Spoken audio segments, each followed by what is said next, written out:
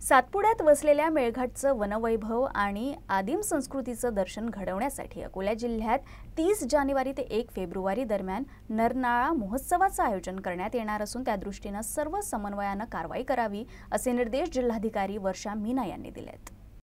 नरनाळा महोत्सवाच्या पूर्वतयारीच्या अनुषंगाने संबंधित यंत्रणांची ऑनलाईन बैठक जिल्हाधिकाऱ्यांच्या अध्यक्षतेत झाली। यावेळी त्या बोलत होत्या। जिल्हा परिषद मुख्य कार्यकारी अधिकारी अनिता मेश्राम, निवासी उपजिल्हाधिकारी मनोज लोणारकर व इतर अधिकारी उपस्थित होते। अकोला जिल्ह्यातील पर्यटक, निसर्गमित्र आणि वनप्रेमींच्या जिव्हाळ्याचा विषय असलेल्या नरनाळा पर्यटन महोत्सव तब्बल 13 वर्षांनंतर पुन्हा आयोजित करण्यात येतोय। मेळघाटचे समृद्ध वनवैभव, ऐतिहासिक नरनाळा किल्ला, आदिम संस्कृती आणि परंपरांचे दर्शन या महोत्सवातून घडेल।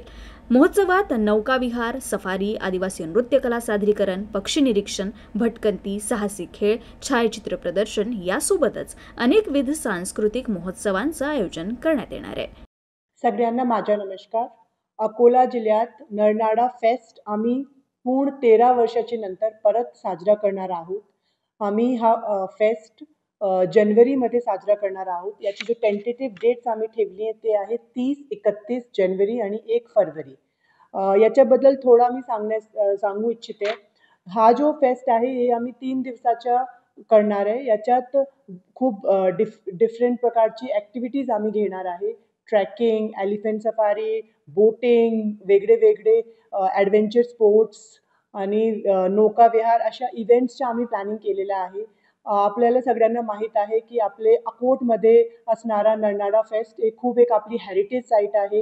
तिथे ग्रीनरी तो आहे, फॉरेस्ट तो आहे। हा एरिया मेळघाटमध्ये येत आहे आणि तुम्ही तिथे येऊन निसर्गमध्ये जाऊन तुमचे 3 दिवसात चांगल्याप्रमाणे व्यतीत करू शकता। हा सिटीमधून पण जास्त लांब नाही आहे। मी फक्त अकोलाकरांना हा विनंती करते, मी दुसरे लोकांना जवळचे जो जिल्हे आहे सगळ्यांना असं हा फेस्टमध्ये आणण्यासाठी इन्व्हाइट करते। आमची याची तयारी जोरोशोरोशी चालू आहे।